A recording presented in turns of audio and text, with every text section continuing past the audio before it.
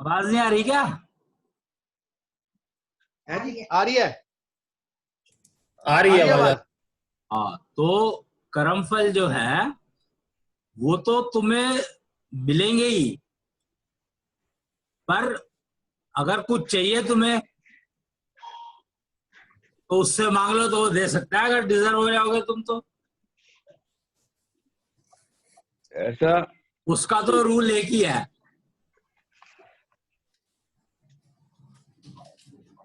उसको किसी चीज से कोई मतलब नहीं है, सिर्फ एक ही चीज है, जो जो मांग रहा है उसको डिजर्व कर रहा है तो देनी है, नहीं तो नहीं देनी। अच्छा, पूछ लो, बस क्वेश्चन पूछ लो। ऐसे तो बहुत सारे मैटर हैं और कि उसको उसके लिए तुम जो कर्मफल कमा रहे हो तो तुम कमा ही रहे हो ना। तुम जो चीज मांग रहे हो तो उसके मांगने के उसमें जो तुम कर्मफल कमा रहे हो वो तो तुम कमा ही रहे हो ना। हाँ, बस वही हमें कंफर्म करना था। कर्मफल तो नया कमा ही रहे हैं ना, मांग के। है मांग के हम नया कर्मफल तो कमा ही रहे हैं ना। नेचुरली, जब उसको इस्तेमाल करोगे तो भी तो कर्मफल कमाओगे ही। हाँ हाँ, बस यही कंफर्म करना था। ये तो कंफर्म्ड है। तो भाई कर्म के कर्मफल तो तुम्हें मिलेंगे ही मिलेंगे ना, चाहे कोई भी करो। जी। तो इसलिए तो ये तुम्हें समझना है कि तुम जो चीज मांग रहे हो वो तुम उससे तुम कर्मफल कितने कमा लोगे, कमाओगे नहीं कमाओगे तो तुम्हारी प्रॉब्लम है ना। तो जो मांग रहे हैं पहले उसका मतलब हमें अपने आप सोचना विचारना पड़ेगा उसको कि हम क्या मांग रहे हैं, तभी मांगे। यही तो डिजर्विंगनेस इसीलिए तो चेक करी जाती है कि तुम मांग रहे हो, तुम उसके लिए डिजर्व करते हो कि नहीं करते हो, ये डिसीजन उसका है। और कैसे टेस्ट करेगा ये भी उसी की प्रॉब्लम है, हमारी नहीं है ये। तो भैया हम मांगेंगे तो वही चीज ना जो हमारे पास नहीं है। हमारे पास अगर संतान नहीं है तो हम संतान मांगेंगे, हमारे पास अगर अरे यार, धन ये नहीं तो है। ये मेरी प्रॉब्लम नहीं है ना, ये हमारी प्रॉब्लम थोड़ी है, ये तो मांगने वाले की है। तुम फंडामेंटल रूल क्यों नहीं समझते हो? रूल समझो, नियम ज्ञान। वो कहते हैं कि ये नियम पूरे हो गए तो तुम्हें ये मिल गया, तो नियम क्या है वो तो समझो।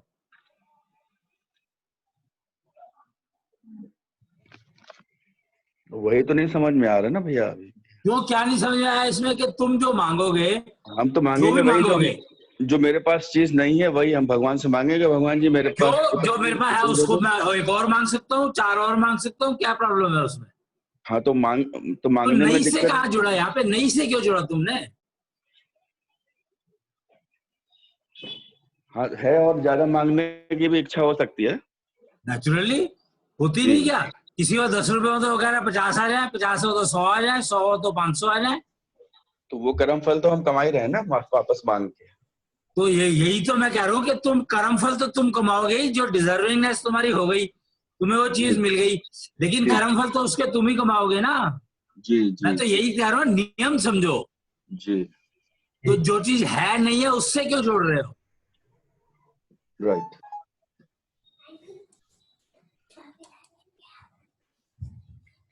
भाई मेरे पास नहीं है, मैं वही चीज मांगूंगा, ये तो कहीं नहीं, ये तो कोई नियम नहीं है ना। लेकिन जिसका काम भैया सिर्फ देना ही देना है, तो उसका तो काम ही है देना। फिर कोई भी ले ले जाके, फिर क्यों कर्म फल बने? बट रहा हुआ तो बट रहा, ले लो। ये क्या मतलब हुआ? कर्मफल तो बनेगा ही, कर्म तो तुम कर रहे हो। कर्मफल से उसका क्या मतलब? उसका भगवान का कर्मफल से तुम्हारे कर्मफल से भगवान का क्या मतलब? कोई नहीं है। कोई भी नहीं है, बिल्कुल नहीं है। उसका काम तो देना है। तो मतलब हम डेली डेली जो है मांग के हम अपना कर्म फल तो कमा ही रहे हैं ना फिर तो। नेचुरली वो तो है ही, यही तो बात समझा रहा हूँ, और क्या कर रहा हूँ। नियम तो मैं तो इसीलिए तो नियम बता रहा हूँ कि नियम ये है। जी। उसको तुम यूज, जितना नियम को तो यूज भी किया जा सकता है, मिस यूज भी किया जा सकता है। जी जी। तो ये तो तुम्हारे ऊपर ही डिपेंड करेगा ना, तुम्हारी फ्री विल है कि तुम्हें नियम को मिस यूज करना है या यूज करना है। तो भैया ये भूखे को खाना खिलाने में भी कर्म फल बना? और क्या, नहीं, बहुत बना। तो ये नहीं खिलाना चाहिए।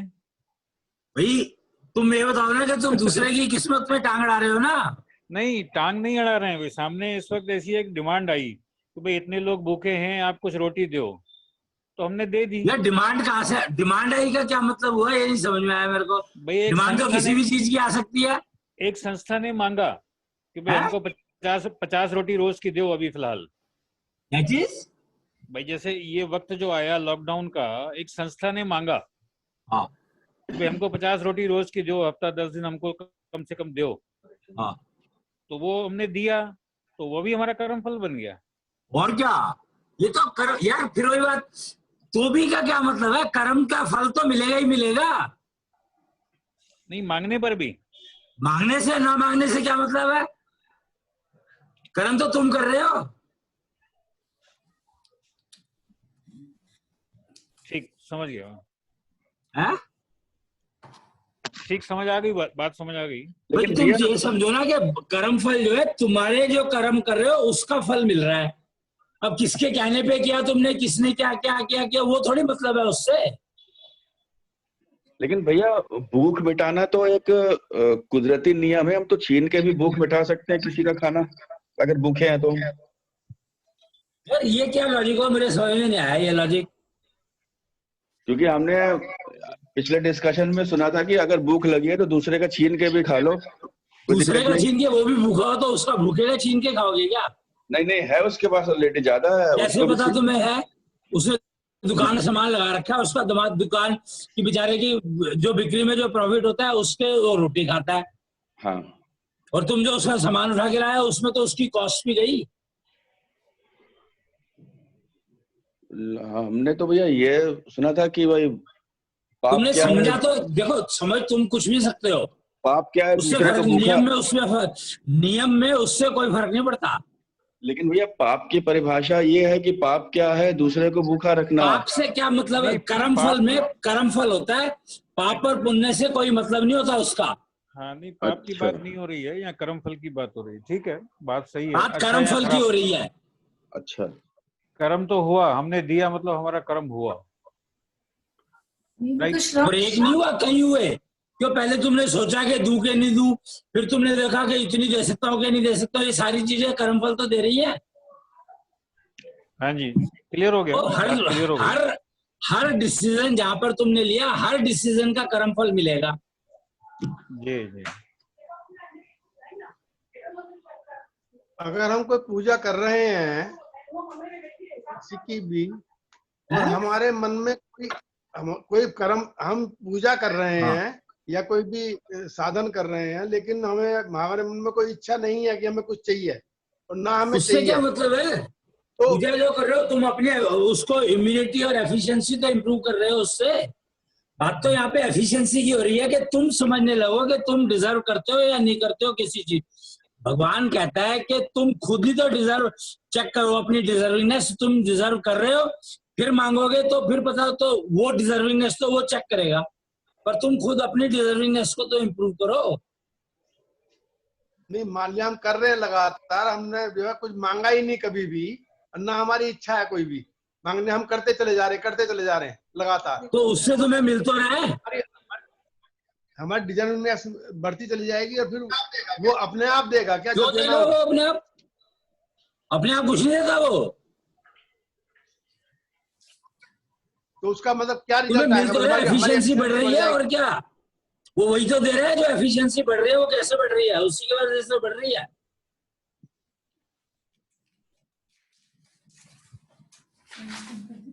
तुम ये समझो ना कि एफिशिएंसी तुम्हारी क्यों बढ़ रही है।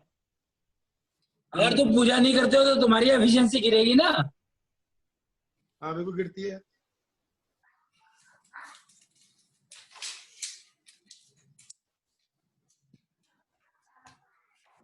देखिए ना, वो तो ये कहता है कि तुम अपनी एफिशिएंसी इतनी कर लो कि तुम्हें, तुम्हारी डिजर्विंगनेस तुम्हें पता हो, फिर उसके हिसाब से तुम्हें जो मांगना है मांग लो, नहीं मांगना मत मांगो, तो तुम्हारी जरूरत रहेगी ही नहीं मांगने की।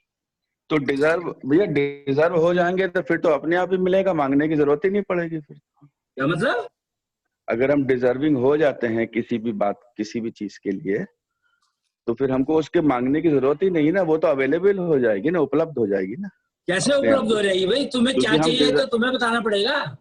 तुम दुकान पे जाओ और तुम्हारी डिजर्विंगनेस है खरीदने की, तुम्हारी जेब में पैसे हैं, पर तुम्हें क्या खरीदना है तो बताना पड़ेगा। नहीं तो हम तो उसी दुकान में जा रहे हैं ना, एक ही प्रोडक्ट है जहाँ पे। एक ही प्रोडक्ट ऐसी है, कौन हमारी सी दुकान है डिजर्व हो जिसमें गई, खाली एक ही प्रोडक्ट हो? वो प्रोडक्ट हमको मिल गया, हमारा डिजर्व हो गया, वो सामने से मिल गई हमको। अरे अभी तो सामने आई है, तुम जब तक उससे मांगोगे नहीं देगा थोड़ी हो तुम्हें। हम डिजर्व तो हो गए ना, वो सामने वाले देगा डिजर्व अरे हो गया, इनको दे दो। फिर तुम समझने की कोशिश तो करो। डिजर्व हो गए तुम तो तुम्हारे पैसे आ गए। जी अब तुम्हें खरीदनी है कि नहीं खरीदनी है तो तुम्हारा डिसीजन है फिर से। हाँ, तो डिजर्व हो जाएंगे तो हम दुकान वाले से तो एक ही प्रोडक्ट लेने जा रहे हैं ना, वो मिल जाएगा हमको। क्यों जरूरी है? तुम्हारा मन कर रहा है कि नहीं यार मुझे नहीं लेना, मैं वापस आ गया। हाँ, लेकिन मिल तो सकता है ना भैया। वो हाँ? बाद में मन चेंज हो जाए कि अब डिजर्व करता हूँ लेकिन चाहिए नहीं।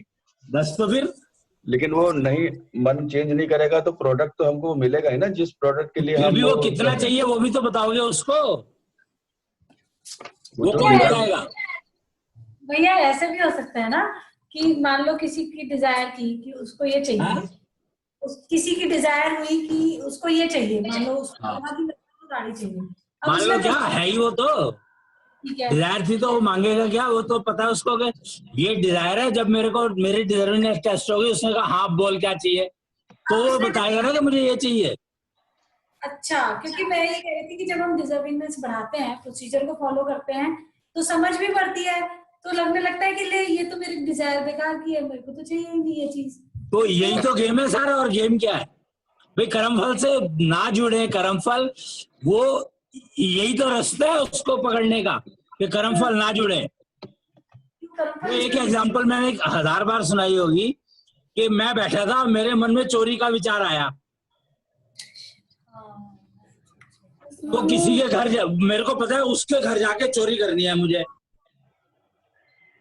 तो अगर मैंने डिसाइड कर लिया हाँ मैंने करनी है, तो फिर मेरे को अब चोरी करने के लिए जो जो जुगाड़ इकट्ठे करने वो तो करने पड़ेंगे ना। हाँ फिर वहां तक जाऊंगा, हाँ जी और फिर उस तिजोरी को तोड़ूंगा।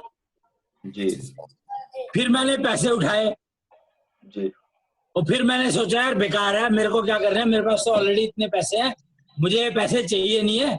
पर ये तो मेरे विचार आया था, मैंने डिसाइड कर लिया कि भाई चल कर्म फल है, उतारना था मैंने, तो मैं आ गया ले लेंगे। पर मुझे पैसे नहीं चाहिए। वो पैसे छोड़ के तिजोरी को वैसे के वैसे छोड़ के और घर वापस आ जाता है।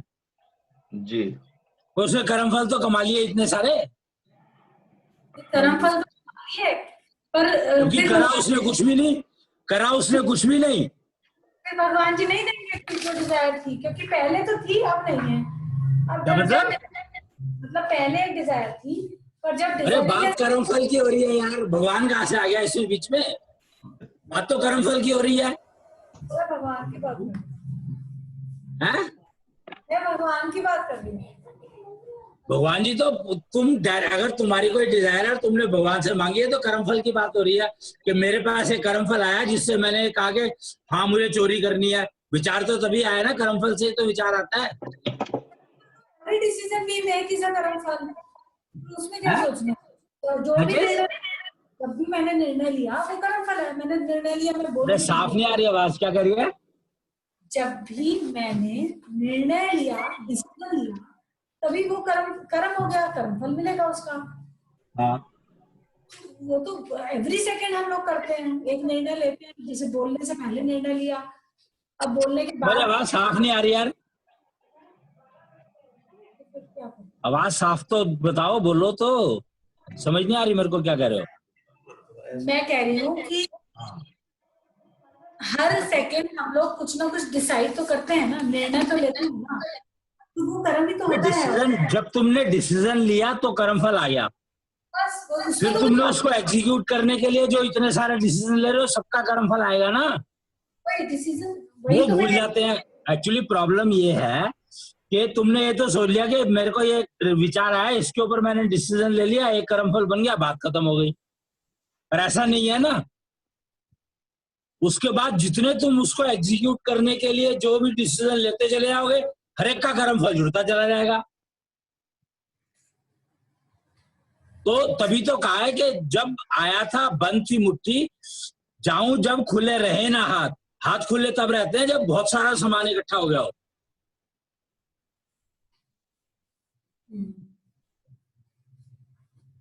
अगर सिकंदर के हाथ खुले थे और उसका जब वो उसकी डेड बॉडी लेके जा रहे थे और उसके हाथ खुले थे, तो वो यही बता रहे थे कि इसने इतने कर्मफल कमा लिए हैं कि उसके हाथ जो है बंद भी नहीं हो पा रहे।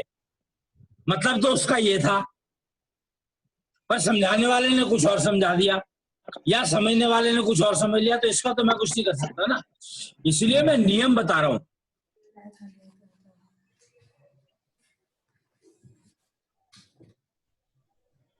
मेरा क्वेश्चन ये था कि कई बार हमारी कोई डिजायर हुई, फिर हमने डिजर्विंगनेस बढ़ाई, लेकिन अब डिजर्विंगनेस बढ़ने के बाद हमको लगा कि ये डिजायर अब हमारी नहीं है, हमको अब ये नहीं चाहिए, तो भी भगवान जी देंगे ही देंगे, क्योंकि तुमने तो मांगा था।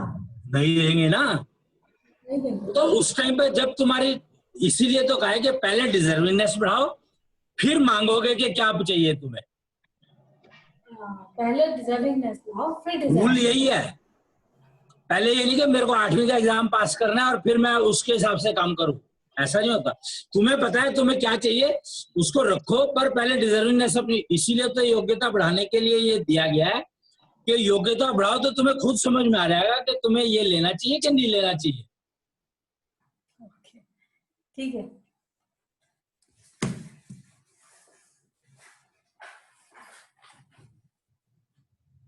और इसीलिए ये पूजा विधि का जो विधान रखा गया है, ये रखा इसीलिए गया है कि तुम कंटिन्यूअसली अपनी एफिशिएंसी को इम्प्रूव कर रहे हो और उतनी जल्दी डिसाइड कर सको कि यार मुझे चाहिए नहीं है।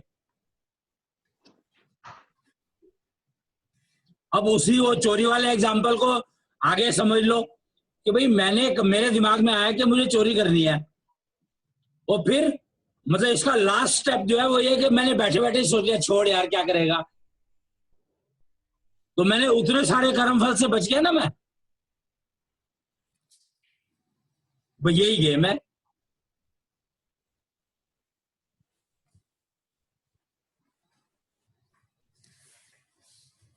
और एक रूल और समझ लो कि कर्मफल जो मिलते हैं, कर्मफल और कर्मफल मिलने का टाइम वो तुम्हारे स्टैंप लग के लग जाता है नब्स के अंदर। मान लो लगता है नहीं लगता, हमने देखा थोड़ी है, पर मान लो लग जाता है, या कहीं तो रखा जाएगा, चित्रगुप्त की किताब में लिखा गया, जो भी समझो उसको।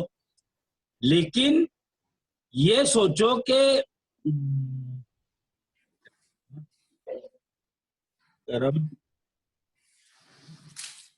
ये आवाज नहीं आ रही आपकी। हाँ यार मैं सोच रहा हूँ मैं क्या कह रहा था।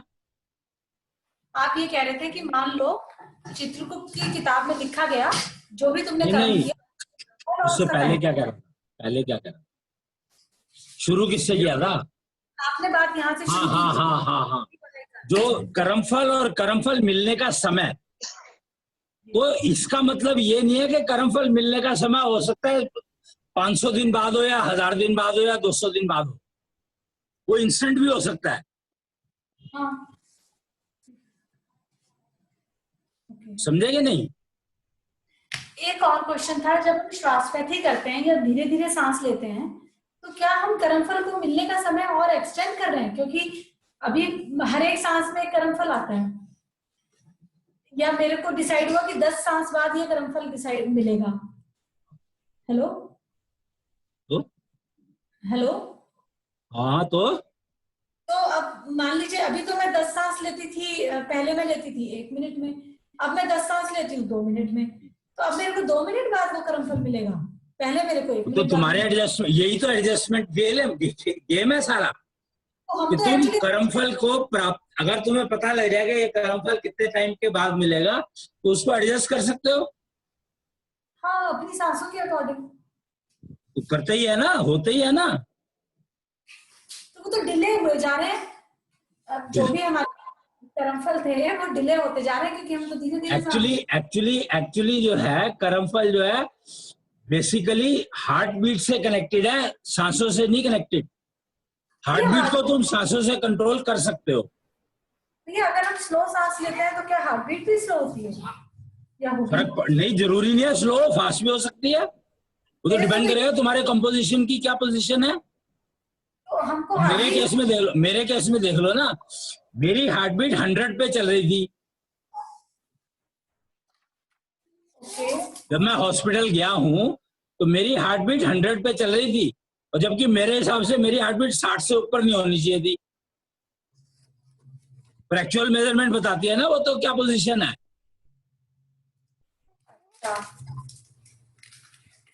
तो 100 तो बहुत ज्यादा है। वो भी है, उसका मैं क्या कर सकता हूँ, ज्यादा है कम है तो एक अलग बात है ना। बट मैं तो ये बता रहा हूँ तुम्हें कि श्वासपैथी करने से हार्ट बीट कम भी हो सकती है, ज्यादा भी हो सकती है।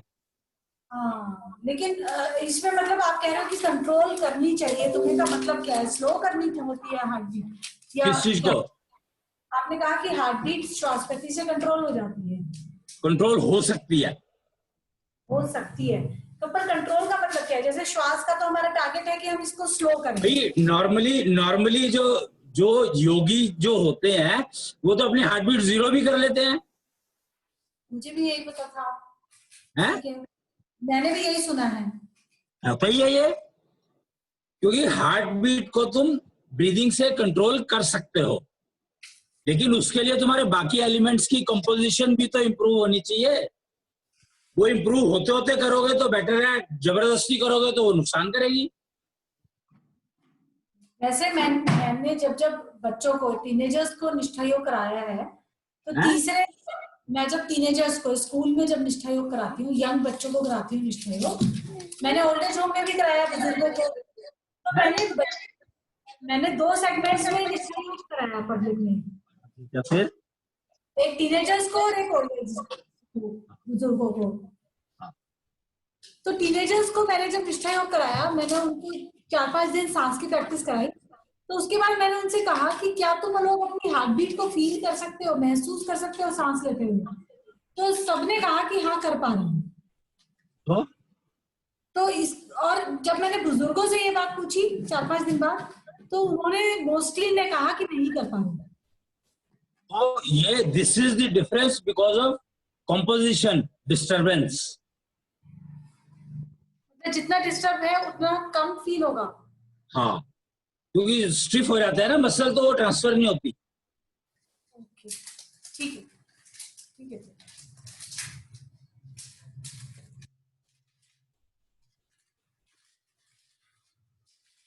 मैंने देखा था जब मैं आया था उससे हॉस्पिटल से, उसके बाद मैंने मैं लेटा तो मेरे को लगा यार हार्ट बीट नहीं आ रही, तो मेरी हार्ट बीट गायब हो गई थी। मैं I was not able to listen.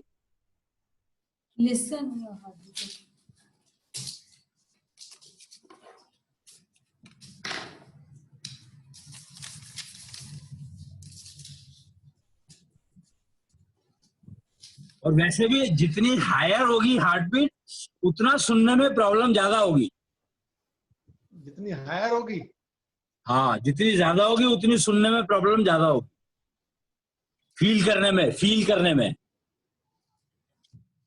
अपने आप को ऑटोमेटिकली। जब आपकी हार्ट बीट नहीं आ रही थी, फिर तो सुनाई देना चाहिए। ज्यादा तो नहीं थी हार्ट बीट, नहीं आ रही तो सुनाई तो देना चाहिए। नहीं, तेज हार्ट बीट तेज सुनाई तो दे, तुम्हारी जब कैपेबिलिटी नहीं है तो सुनाई कैसे दे जाएगा? कैपेबिलिटी अपनी डेवलप करनी पड़ेगी ना सुनने के लिए। हायर का मतलब ज्यादा हार्ट बीट तेज हो गया ना। हायर हार्ट बीट तेज होती है तो कम सुनाई देती है, तेज होती है तो कम सुनाई देती है। ओके, ये तो जिन्होंने इलेक्ट्रॉनिक्स पढ़ी हुई है उनको जल्दी समझ में आएगी ये बात।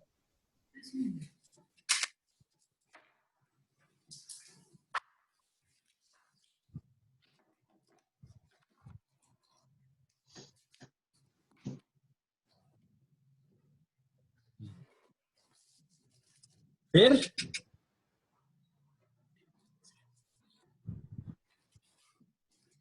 अपनी अपनी हार्ट बीट सुनने क्या रखा है बाकी में? बस हार्ट बीट सुनो अपनी, और क्या रखना है? हार्ट बीट तो जनरली 72 होती है। ये कहाँ लिखा है? डॉक्टर्स कहते हैं ऐसा है। देखते हैं आप लोग, आपने नाप लिया? हार्ट बीट जो है ऐसा कोई स्टैंडर्ड बन नहीं सकता हार्ट बीट का। हाँ, नहीं है कोई स्टैंडर्ड, हो ही नहीं सकता, कोई नहीं है। अच्छा, उसमें भी वेरिएशंस होते हैं, कभी वो लाउड है, कभी वो तेज तो है लेकिन बहुत वो है, कम सुन लाउड है, कभी वो तो बहुत वेरिएशन तो ज्यादा होगी। तेज है, बहुत वेरिएशंस होते हैं हार्ट बीट में। भाई कर्मफल से डायरेक्टली कनेक्टेड है ना, इसीलिए तो पढ़ी जाती है। नब्ज पढ़ने का जो कंसेप्ट चला था वो इसीलिए तो चला था।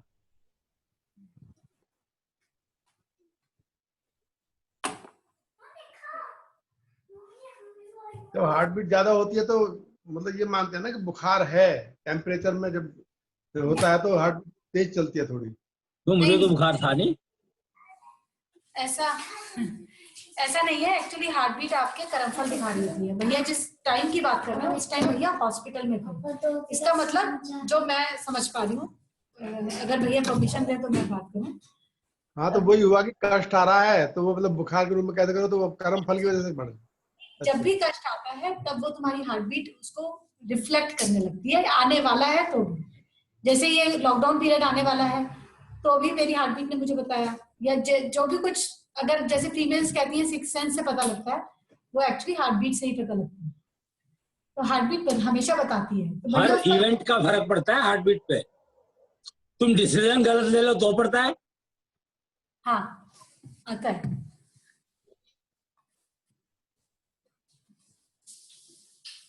इसीलिए तो ये जो षोडश पंथ में जो ये सिस्टम बनाया है वो इसीलिए बनाया है इस तरीके का कि तुम्हारी हार्ट बीट जो है वो मेंटेन रहने की कोशिश करे।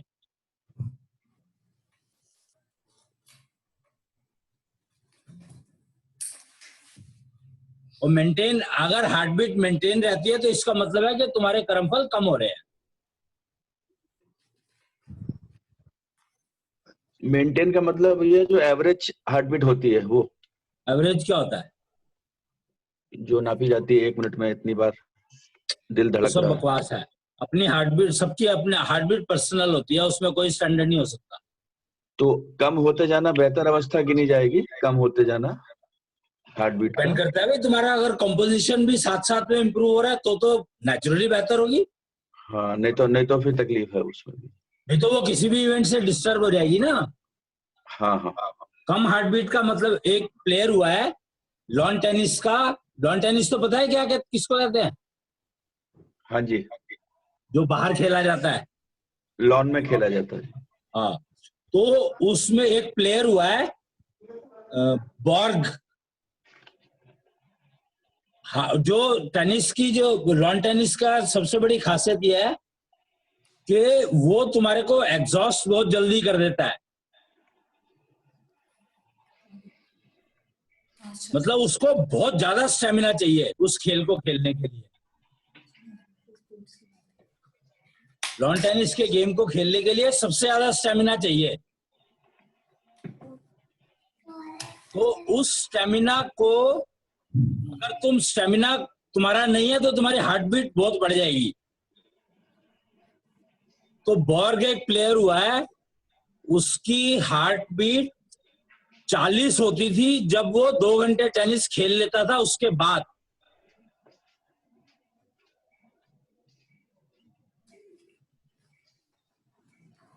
और नहीं तो 5-10 मिनट से ज्यादा लॉन टेनिस खेला नहीं जा सकता, थक जाता है आदमी। तो ये ट्रेड सीक्रेट था जिसको के कुछ डॉक्टर्स को पता था, बट इसके बारे में कोई बात नहीं करता था मार्केट में।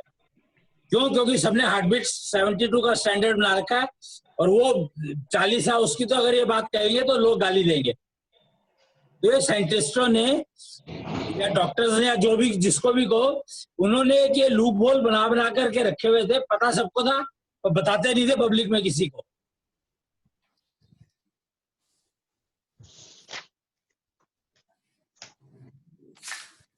तो हार्ट बीट जो बेटर है, जैसे मेंटेन करने वाली बात कहते हैं तो हार्ट बीट मेंटेन करने का मतलब क्या है? मतलब कम हो वो अच्छी होती है या ज्यादा हो वो अच्छी होती है? मेंटेन करने का मतलब ये होता है कि कोई भी इवेंट तुम्हारी हार्ट बीट को डिस्टर्ब ना करे। कम और ज्यादा से क्या मतलब है इसमें? चाहे वो कुछ भी हो, उससे नेचुरली अगर कोई भी इवेंट होता है और वो तुम्हारी हार्ट बीट को अगर डिस्टर्ब कर देता है तो इसका मतलब है कि तुम्हारे अभी कंपोजिशन में बहुत कमी है। कंपोजिशन के बैलेंस में जितना होना चाहिए बॉडी के लिए उतना नहीं है।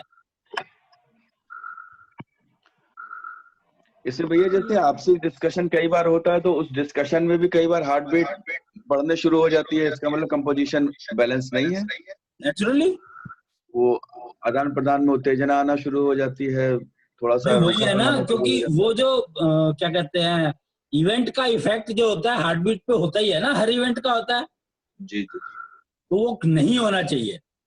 तो वो तो भैया कई बार ऐसा भी होता है कि जब सामने वाला बात नहीं समझता है तो भी हार्ट बीट बढ़ना शुरू हो जाती है, समझ नहीं आ रहा हमारी बात को। अरे यार इसीलिए तो कहा है कि रूल नियम समझो ना जी। यहाँ बात नियम की हो रही है। हाँ हाँ। तो जो योगी होते हैं उनको जल्दी गुस्सा नहीं आता। हाँ जी। क्यों नहीं आता? उनकी हार्ट में धीरे रहती है उनकी। क्या विष्णु का घट गया जब भृगु मारी लात। उन्होंने जो कंपोजिशन अपना इतना इंप्रूव कर लिया है कि उनको फर्क नहीं पड़ता है।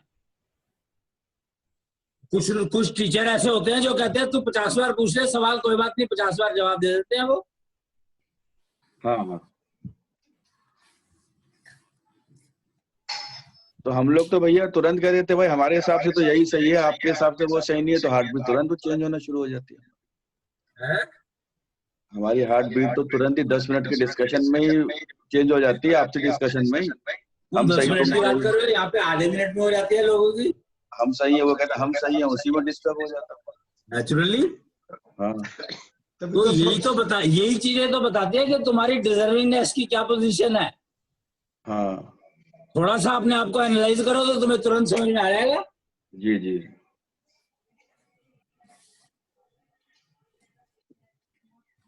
तो हम तो यही कहते हैं कि भैया ने हमसे ये कहा, सामने वाला कहता भैया ने हमसे ये कहा, मतलब भैया सही नहीं बता रहे, दोनों को अलग अलग बता रहे, आपस में डिस्कशन हो जाता है, बिगड़ जाता है।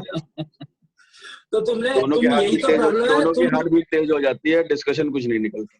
नहीं तुम लोग एक्चुअली प्रॉब्लम ये है ना कि तुम लोग जो है सेंटर में भैया को रखते हो। सेंटर में अगर बात को रखोगे तो प्रॉब्लम होगी नहीं।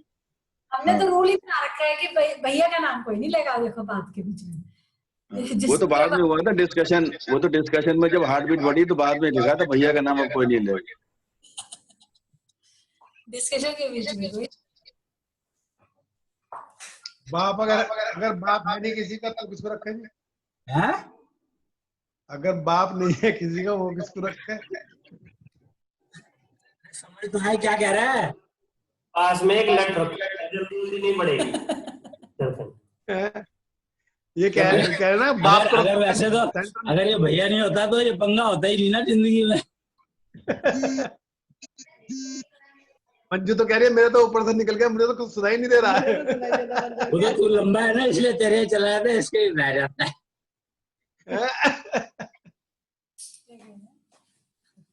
इसलिए मंजू ने तो बड़ा सिंपल सा रूल बना रखा है, एक स्टेटमेंट में सब निपटा देगी। वो बल्कि अच्छी सिचुएशन है, हम लोग तो भिड़ जाते हैं आपस में। तो मेल और फीमेल जेंडर में जो फर्क होता है वो तो रहेगा ही ना।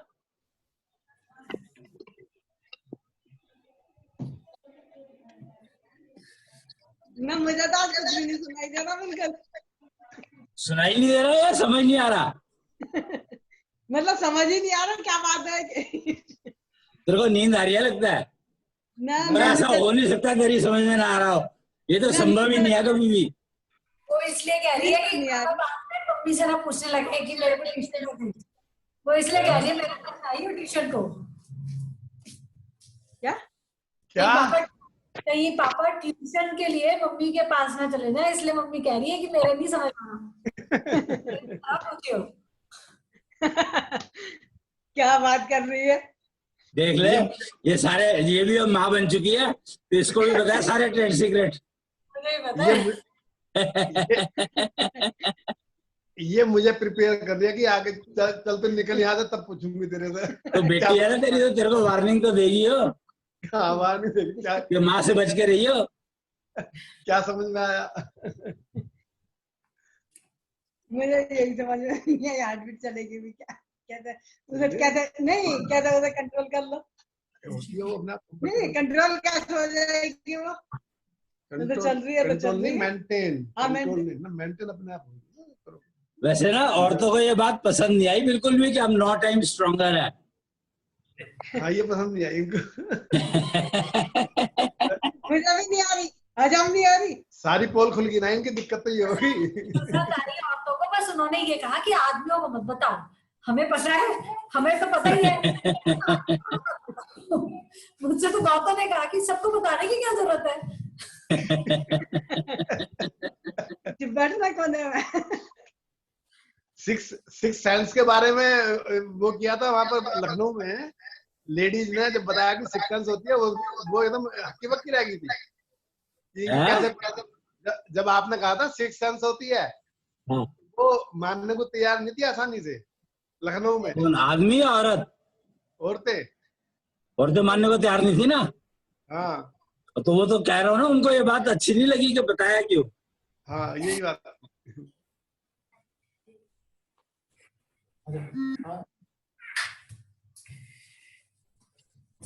तो कहाँ गया था? एक बात कर रहा था। जय जय। नमस्ते ताऊ जी। नमस्ते ताऊ जी।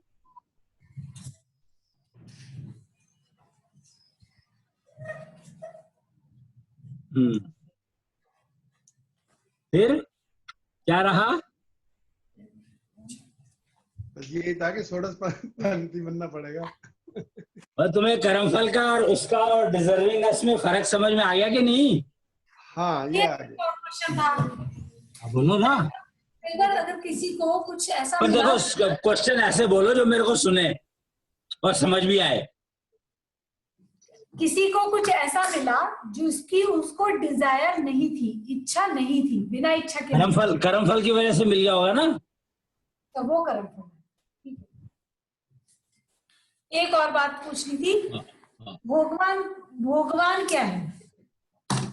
भगवान भगवान के पिताजी, भगवान के पिताजी हैं, भगवान के गुरु, भगवान के गुरुजी हैं भगवान। ईष्ट। तो हमारे को क्या जरूरत है उनकी? है? हमें भगवान की क्या जरूरत है? हमारा काम तो भगवान जी से। ये मुझे क्या पता तुम्हें किस चीज की क्या जरूरत है, ये मुझे क्या पता यार। तुम्हें किस चीज की क्या जरूरत है वो तो तुम्हें पता होगा ना, मुझे थोड़ी पता है। अच्छा, एक भगवान ईश्वर, इनमें क्या अंतर है? जैसे भगवान में BH, हम तो लिखते हैं BH भगवान, BHG। क्या क्या क्या? हम लिखते हैं भगवान को BHGWN, एक जगह लिखता है BHGVAN। इनमें अंतर क्या है? ये क्या लॉजिक हुआ? तो जो मर्जी लिख लो, अंग्रेजी में तो जो मर्जी लिख लो, जो को कौन पूछता है उसको। मतलब बात एक ही होती है, भगवान कुछ भी लिखे या ईश्वर लिखे, ईश्वर से क्या अंतर होता है? ईश्वर, स्वर का मतलब क्या होता है? भगवान का ही एक मानते हैं हम तो। भगवान मानने से तो तुम जो मर्जी मान लो, मानने से क्या होता है? हाँ तो ये क्लियर नहीं हो पा रहा ना कि ईश्वर और भगवान में क्या अंतर है। स्वर को समझो ना, स्वर क्या है? स्वर, स्वर क्या होता है? हाँ। सर सबको समझ आने दो, तो क्वेश्चन क्या है? वो स्वर जो भगवान के पास पहुंचा दे। स्वर का मतलब सांस का आना जाना। स्वर का मतलब है एक फ्रीक्वेंसी, वाइब्रेशन जनरेट होना। उसमें बोलना भी आ जाता है, म्यूजिक भी आ जाता है, और सांस लेना भी आ जाता है, सब कुछ आ जाता है।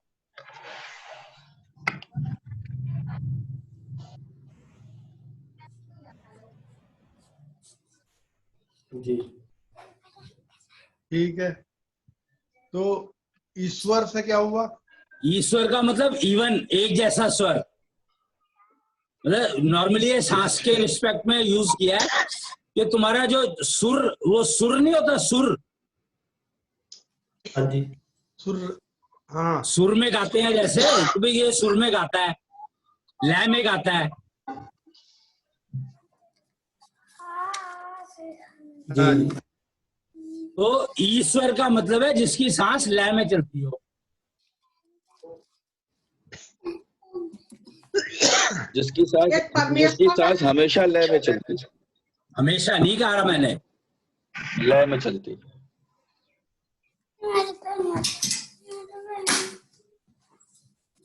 तो ईश्वर तो कोई भी बन सकता है।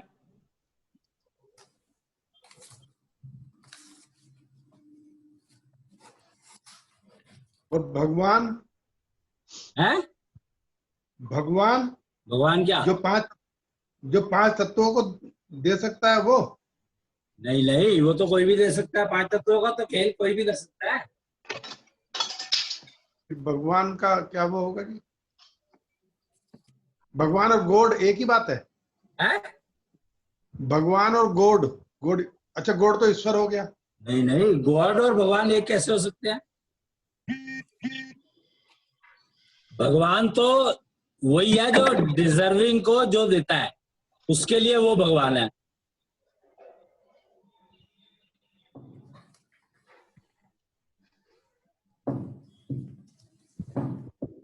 और जो सबको दे सकता है वो एक्चुअल भगवान वो है। अच्छा, जो नॉन डिजर्विंग को भी दे सकता है। हैं? जो डिजर्विंग को दे सकता है वो भगवान, और जो नॉन डिजर्विंग को भी दे सकता है वो भी भगवान। नहीं नहीं नहीं, नॉन डिजर्विंग को कोई देगा ही नहीं ना। नॉन डिजर्विंग को कोई क्यों देगा? नहीं, जो सबको दे सकता है का मतलब? सबको मतलब जितने मर्जी मांग लो, अगर डिजर्विंग है तो उनको मिल जाएगा। डिजर्विंगनेस वो टेस्ट करेगा। ओके जी। और कोई भी चीज मतलब कुछ भी दे सकता है, जी वो भगवान है। जी। एक परमेश्वर है। हैं? परमेश्वर परमेश्वर क्या होता है? अरे परमेश्वर जिसकी वही है स्वर, जिसका लय में चलता ही रहता है, उसको डिस्टर्ब बहुत कम होता है। जिसका जितना कम डिस्टर्ब होगा वो उतना परमेश्वर हो गया।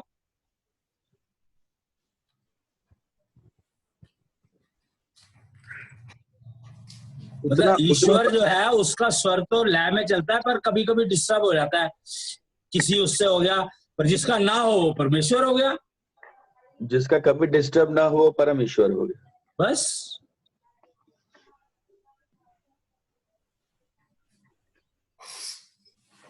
क्या ये जो हम सांस पैथी करते हैं इससे भी कर्म फल हमारे कटते हैं, कर्म कम होते हैं क्या? कर्मफल कम कैसे हो जाएंगे? कर्मफल तो श्वासपैथी से कर्मफल का क्या कनेक्शन? कम नहीं होता किसी भी चीज से, कुछ करना बढ़ता है। ये सोचने से उन कर्म फल को फाइट करने के लिए योग्यता बढ़ जाती है।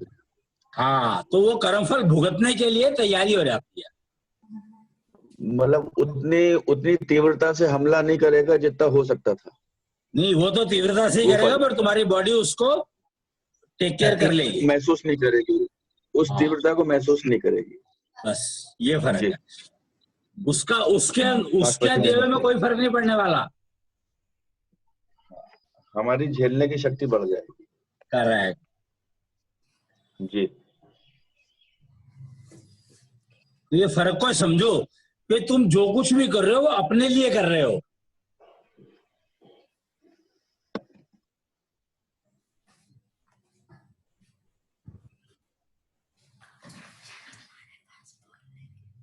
तो इसमें भैया हम श्वासपैथी के अलावा जो विधिवत पूजा करते हैं तो उसमें भी हमारी एफिशिएंसी फाइट करने की बढ़ती है। हमारा सारा काम सिर्फ योग्यता बढ़ाने का है। चाहे हम हवन करें, चाहे आरती करें, चाहे सांस लें, चाहे निष्ठा योग करें, सब ये जितना भी जो प्रोसीजर कर रहे हो आधे घंटे का, ये सारा का सारा तुम्हारी एफिशिएंसी को इम्प्रूव करने का है।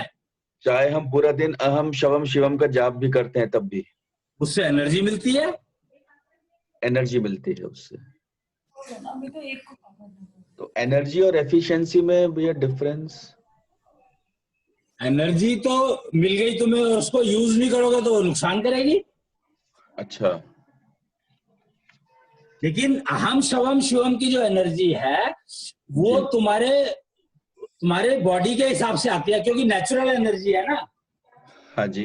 ये जो एनर्जी है नेचुरल एनर्जी है जी। तो वो उतनी आती है जितनी तुम्हारी बॉडी को चाहिए। एब्जॉर्ब कर ले उतनी ही आएगी। उतनी आएगी जितनी चाहिए तुम्हारी बॉडी को, बाकी रिफ्यूज कर देगी। हाँ। अच्छा।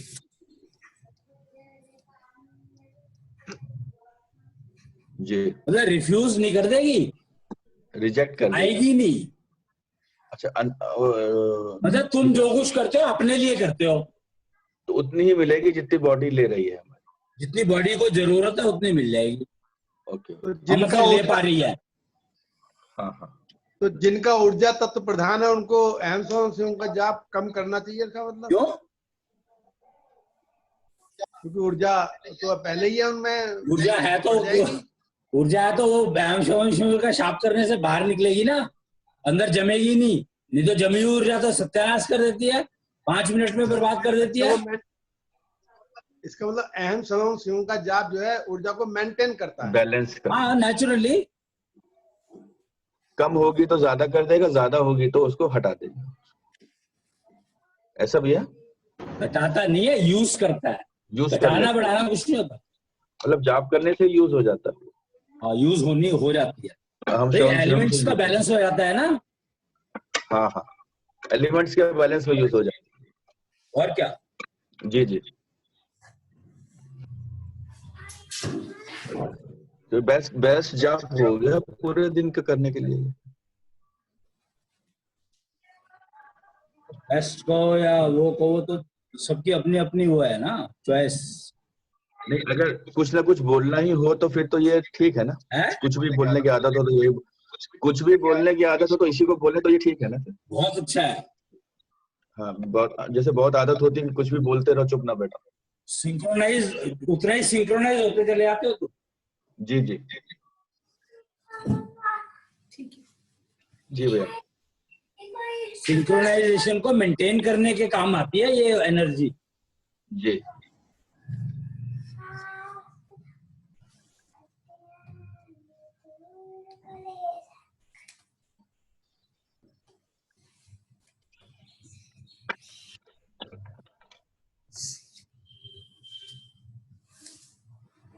और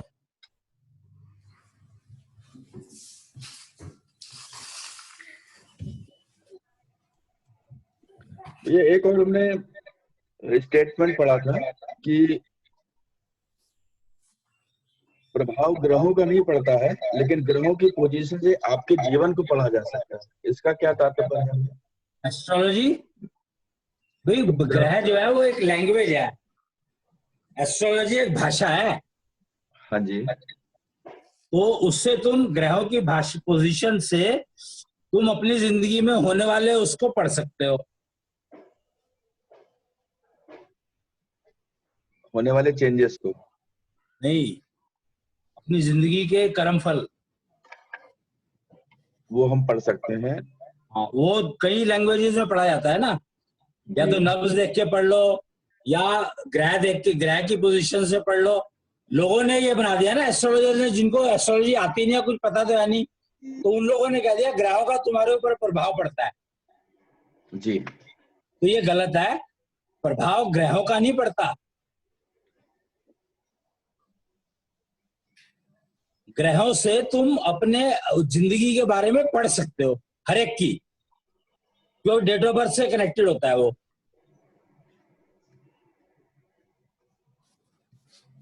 जो भी चीज डेट ऑफ बर्थ से कनेक्टेड है, तो वो इसका मतलब है कि वो तुम्हारे कर्म फलों को पढ़ रहा है। मतलब डिपेंड करेगा कि ग्रहों की सिचुएशन के हिसाब से हमारे कर्म फल ये आने वाले हैं।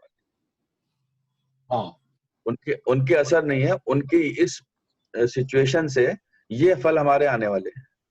भाई उन्होंने कहा ना कि ये फल आने वाला है, तो इसका क्या इलाज करूं? हाँ जी। तो फलाने ग्रह का इलाज वो कर दो, कुछ भी क्यों उपाय बता दिया। हाँ, उसको बैलेंस कर लो, ऐसा बोलते हैं। तो वो पर तो ग्रहों को थोड़ी कुछ करता है वो। ग्रहों के प्रभाव को बैलेंस करता है। नहीं नहीं नहीं, ग्रहों का तो प्रभाव होता ही नहीं, मैं कहता रहा हूँ। ग्रहों का प्रभाव होता ही नहीं। जो ग्रहों के लैंग्वेज को जो पढ़ना जानता है, वो ये पढ़ लेता है कि मेरे को ये कर्मफल आने वाला है, इस कर्मफल को से अपने आप को बचाने के लिए मैंने ये उपाय कर लिए।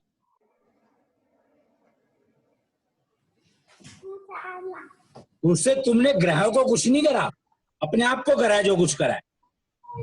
हमारी बॉडी के अंदर जो उसके प्रभाव थे उसको हमने बैलेंस किया। और यार फिर तुम प्रभाव पे चले गए।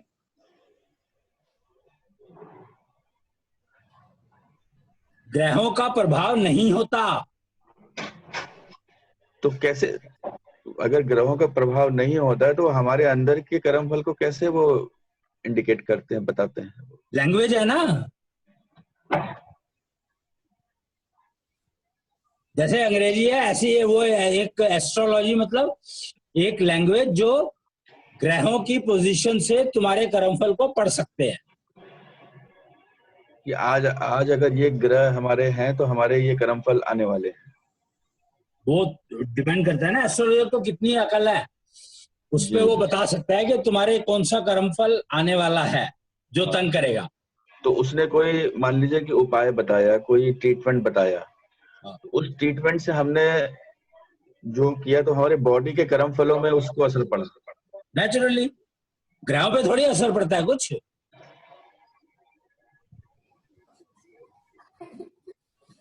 तुमने जो किया तो तुम्हारे ऊपर ही तो असर आया ना।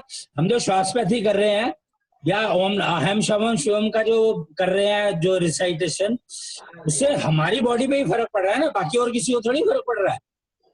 तो ग्रहों का प्रभाव था तो ही वो बैलेंस हुआ ना भैया। अरे यार फिर वही बात, तुमने ग्रह पे कुछ किया क्या? नहीं, हमने ग्रहों के प्रभाव को बैलेंस किया। प्रभाव को तुमने ग्रह के प्रभाव को कहाँ बैलेंस किया, वही तो कह रहा हूँ। अपनी बॉडी में। तो तुम्हारी बॉडी में ग्रह है क्या? ग्रहों के प्रभाव हैं। कहाँ, किसने कहा ग्रहों के प्रभाव है? किसी ने कहा कि ये शनि ग्रह के प्रभाव है। ये गलत इंफॉर्मेशन है ना कि ग्रहों के प्रभाव नहीं होते, मैं यही कह रहा हूँ। अच्छा। ये गलत है इंफॉर्मेशन के ग्रहों के प्रभाव होते हैं। तो प्रभाव नहीं है तो उपाय करने से ठीक कैसे हुआ फिर वो? क्योंकि तुम्हारी बॉडी में तुमने दवाई खा ली यार। तो दवाई जो एलोपैथी की मेडिसिन खाते हो, तुम्हें ये प्रॉब्लम आई, तुमने उसकी दवाई खा ली। तो दवाई तो हमने तभी खाई ना कि पर्टिकुलर ग्रह के हमारे अंदर वो लक्षण दिखाई दिए। ग्रह तुम्हारे अंदर है कहाँ? पर्टिकुलर ग्रह के लक्षण हमारी बॉडी में दिखाई दिए। नहीं ना, यही गलत फहमी है। अच्छा, यही गलत इंफॉर्मेशन है। अच्छा जी। ग्रह जो है सिर्फ लैंग्वेज है। अब तुम एबीसी जानते हो और उसका स्टेटमेंट बनाना नहीं जानते तो क्या करोगे उस एबीसी का?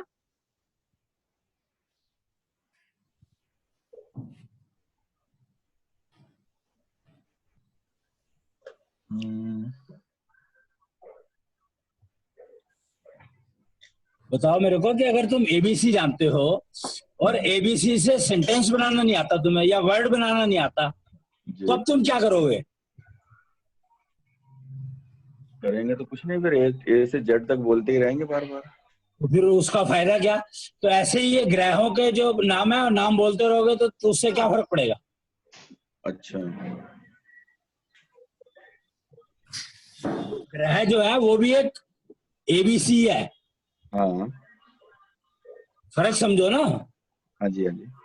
कि प्रभाव होना तो प्रभाव होता है सिर्फ सूर्य और चंद्रमा का या सितारों का, नक्षत्रों का। सूर्य, चंद्र और नक्षत्र, बाकी क्यों मंगल बुध, इनका भी प्रभाव क्यों होता है? क्योंकि ये नेचुरल सोर्स रिसोर्सेज हैं जो गैलेक्सी को मिले हुए हैं। वो नेचुरल नहीं है, बाकी सूर्य चंद्र को छोड़ के नेचुरल सोर्स ऑफ एनर्जी नहीं है। सोर्स ऑफ एनर्जी नहीं है। तभी तो कहते हैं ना कि वो सूर्य की लाइट से चमकते हैं या चंद्रमा की लाइट से चमकते हैं। नहीं तो कुछ तो ग्रह ऐसे हैं जिनको ब्लैक होल का नाम दिया गया है, वो तो चमकते ही नहीं है। ग्रह को ब्लैक होल कैसे कह सकता है कोई? नाम तो कुछ भी दे दो तुम, वही तो बात है। तो ये सारी इंफॉर्मेशन मिसलीडिंग है। या मैं ये कहूंगा कि जिनको कुछ आता नहीं है उन्होंने कुछ कुछ भाषा कहने की मतलब डाल दिया और डाल दिया, बाजार में डाल दिया। अपने आप देखते रहो क्या हो रहा है क्या नहीं हो रहा। एक तरफ तो कह रहे हैं कि ये जो ग्रह है, ब्लैक होल की बात नहीं कर रहा हूं, तो उन ग्रहों का प्रभाव होता है। दूसरी तरफ कह रहे हैं कि वो ग्रह जो है एनर्जी भी दूसरे से लेते हैं। तो ये क्या मतलब हुआ यार? कॉन्ट्राडिक्टरी स्टेटमेंट, दोनों की दो कॉन्ट्राडिक्टरी स्टेटमेंट एक ही आदमी बोल रहा है। बस समझने वाले को अगर ये बात नहीं समझ आ रही तो ये तो प्रॉब्लम समझने वाले की है ना। तो इसमें एनर्जी से भैया किसी के स्वभाव से थोड़ी ना मतलब है। अब चंद्रमा सूर्य की एनर्जी लेके ठंडी ऊर्जा देता है ना, गर्म लेके। क्या मतलब? आज चंद्रमा भी जो है सूर्य से एनर्जी लेते हैं, लेकिन वो गर्म ना चंद्रमा होके सूर्य से अपने। एनर्जी नहीं लेता है। अच्छा, यही तो बताया, यही गैप तो समझाने की कोशिश कर रहा हूं मैं, बताने की कोशिश कर रहा हूं कि सूर्य और चंद्रमा जो है वो अपनी अपनी एनर्जी देता है, लेकिन सूर्य चंद्रमा को कुछ देता है। ब्लू ब्रिजो एनर्जी जो है वो शाम को रिलीज करता है जब जा रहा होता है, तो वो चंद्रमा को मिलती है, उसका यूज फीमेल्स कर सकती हैं। अच्छा। तो ज्यादातर औरतें जो चंद्रमा की पूजा करती है, एक्चुअली वो ब्लू ब्रिजो एनर्जी को रिसीव करने के लिए करती है।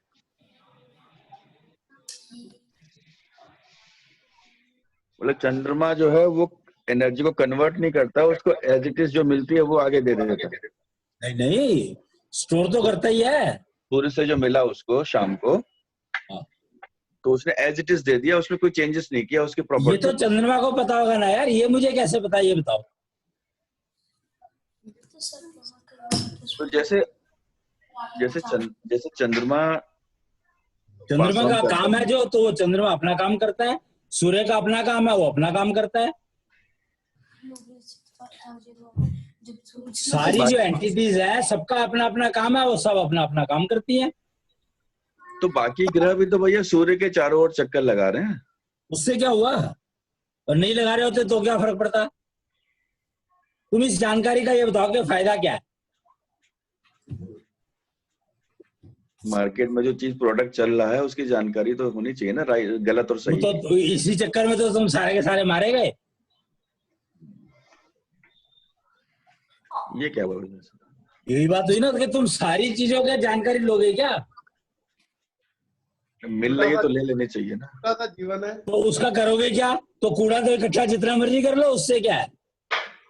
अच्छा, अगर तुम जानकारी को वेरीफाई नहीं कर सकते तो उस जानकारी का तुम्हें फायदा क्या है, ये बताओ।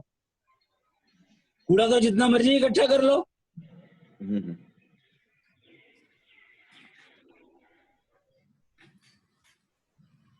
ताऊ जी, हाँ जी। सर्दियों में होता है जैसे सूरज नहीं निकले, लेकिन रात को। अरे सूरज नहीं निकला मतलब? दिन में सूरज आता है।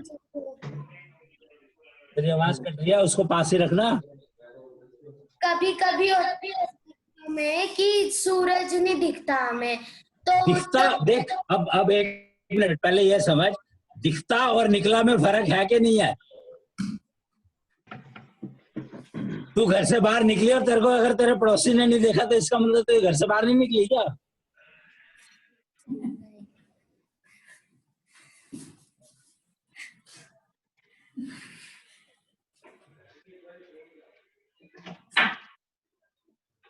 है?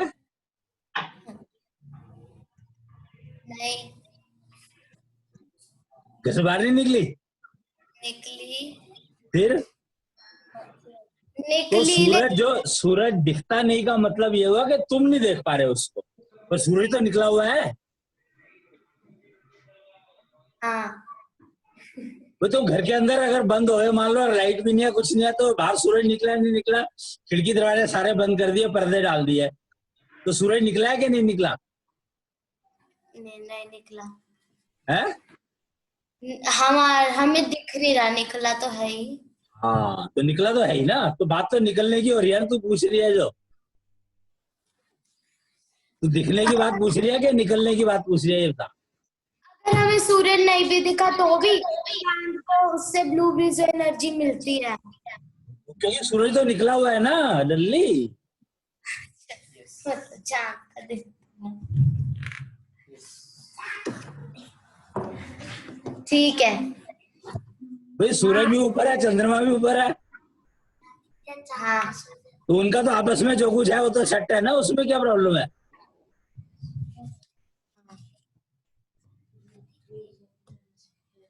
पूछ लेना, पूछ लो ना।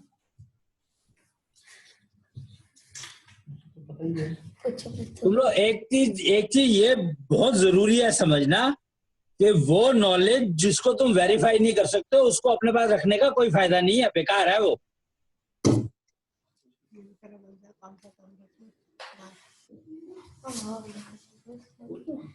फिर तो मेरी तरह रह जाओ, काम से काम रखो अपना।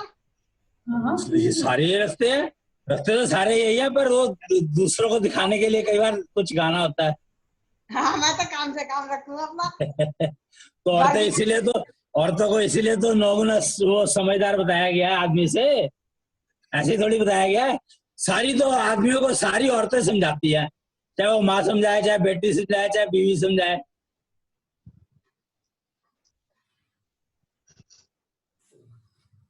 ताऊ जी, हाँ जी।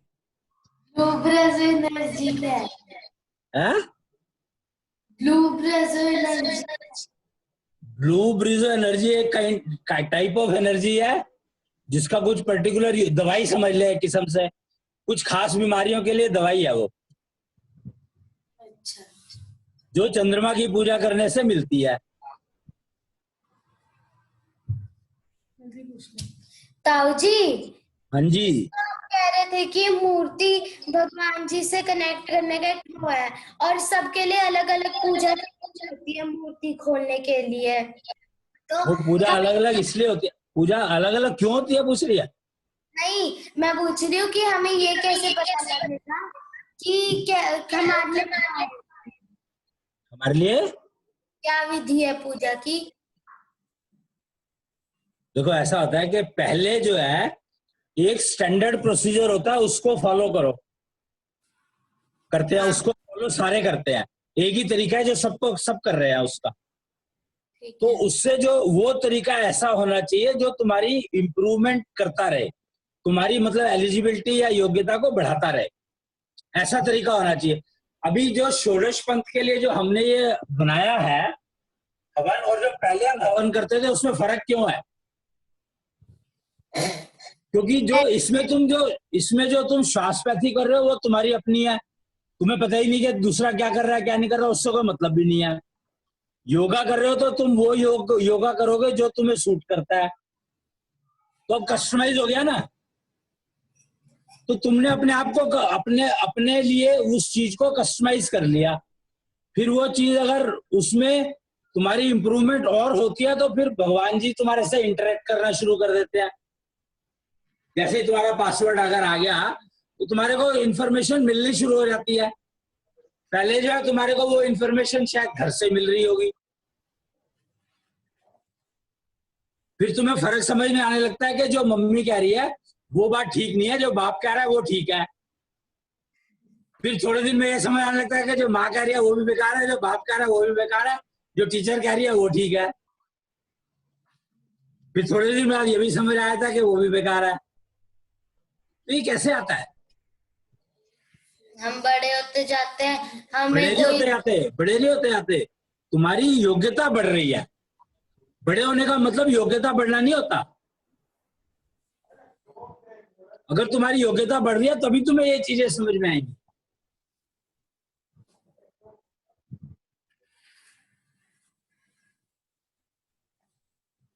क्या ठीक है क्या गलत है ये बात जरूरी नहीं है कि बड़ों को पता हो और छोटों को ना पता हो, ये कहीं नहीं लिखा हुआ।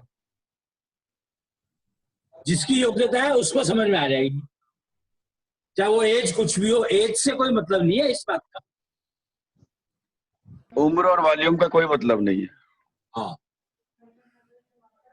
भाई, तुम एग्जाम्पल देखो ना महाभारत का। अभिमन्यु तो जब वो लड़ने के लिए गया तो उसको चक्रों का ज्ञान तो जो पेट में था तभी हो गया था।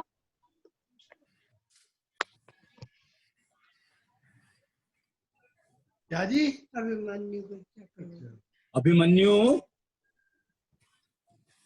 जब चक्रव्यूह में लड़ने के लिए गया तो उसने ये बात युधिष्ठिर को बताई।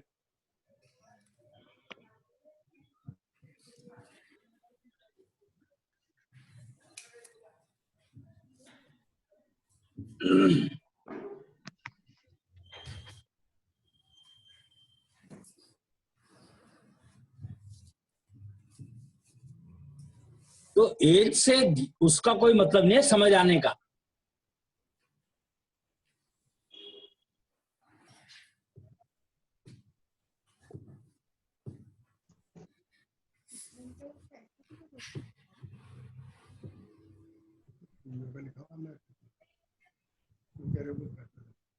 और सवाल? भैया हवन के एकदम बाद श्वास प्रति करने का मन करता है अच्छा रहता है ना, क्योंकि उस समय में एटमॉस्फेयर जो है सबसे बढ़िया होता है। तो उस समय श्वास प्रति कर ले फिर उस समय मन करेगा ही, करता है क्योंकि उस समय जो वातावरण है ना वो तुमने अपने आप ही तो शुद्ध किया उस वातावरण को, सारी वाइब्रेशन उसमें अवेलेबल है। तो उसमें कपूर और डालते ना, मतलब हवन जलाए रखा है या हवन बंद तो कर हो दो? गया पूरा, तो बंद अपने आप ही हो जाएगा, कपूर तो जला और खत्म। हाँ बंद तो, हाँ वही तो मैं पूछ रही हूँ। नहीं और नहीं डाल नहीं, दें और या डालने की जरूरत नहीं भैया है, ये वो तो हवन करते हुए ही डलेगा जितना जो डलेगा बस। ठीक है। ये जो कपूर की आहुतियां देते हैं हम इतनी देते हैं कि वो जलती रहे नहीं, वो इतना ही या कुछ नहीं ज्यादा नहीं डालना नहीं, है उतना कम ही डालना, बस उसका जल्दी कोई वो चाहिए। नहीं है। हाँ, क्वांटिटी जलते से रहना चाहिए मतलब नहीं बस। है, पर क्वांटिटी बिल्कुल उतनी डालनी है जितनी की जरूरत है। ठीक। क्या ज्यादा भी नुकसान कोई देती है नुकसान तो कुछ? फिर एटमॉस्फेयर में तुम्हारे जो नेचुरल हवा है वो डिस्टर्ब हो जाएगी ना। अभी तो क्या किया है उसने, जो तुम थोड़ा कपूर डाल रहे हो, मतलब जितना जरूरी है उतना डाल रहे हो, तो उससे तो एटमॉस्फेयर के अंदर जो नेगेटिव एक्टिविटी थी वो सारी खत्म हो गई। अगर ज्यादा डालोगे तो फिर वो एयर को भी वो करेगा रिप्लेस, तो फायदा नहीं है ना। एयर तो तुम्हें चाहिए ही ना सांस लेने के लिए। जी हाँ। बिल्कुल। ठीक।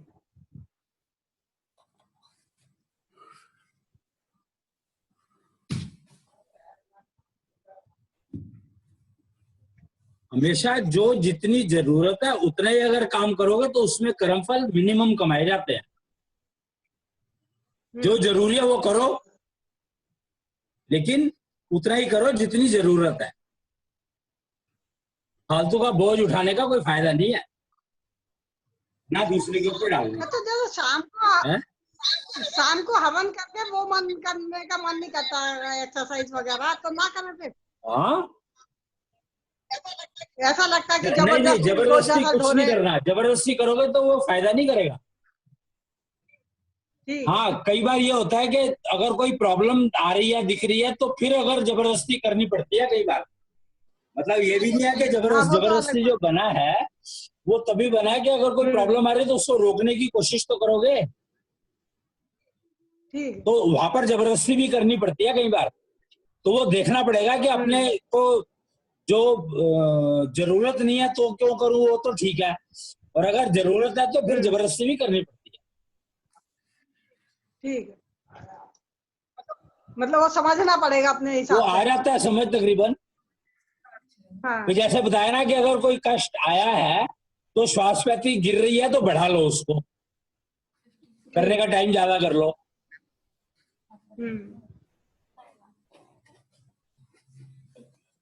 तो जो प्रॉब्लम आई है उस प्रॉब्लम को वो श्वास पैती से ही सॉल्व हो जाएगी, बाकी और कुछ फिर फालतू करने की जरूरत नहीं पड़ेगी।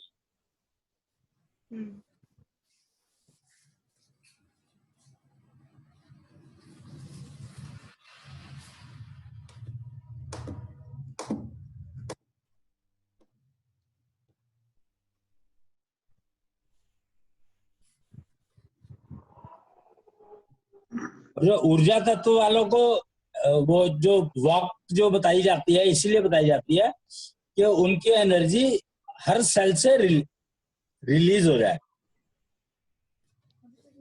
तो फालतू एनर्जी रहनी नहीं चाहिए। फालतू एनर्जी अगर तुम्हारी बॉडी में रहेगी तो वो बहुत ज्यादा नुकसान करेगी।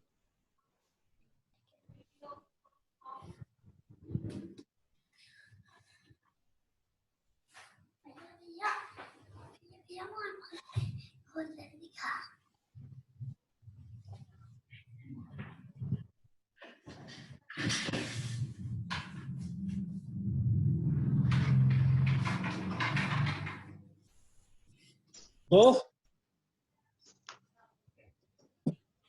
आज के लिए हो गया, कुछ रह गया पूछने को?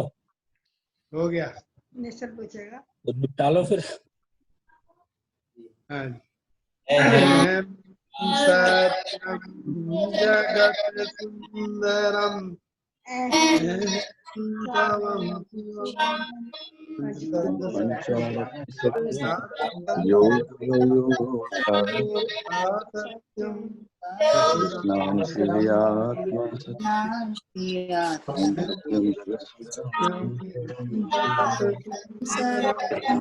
जगत सुंदर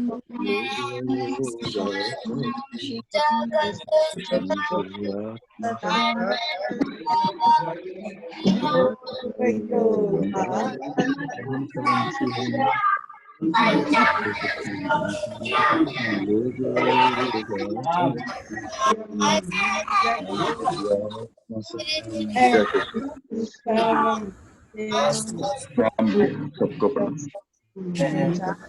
सत्यम योग योग सत्यम कृष्ण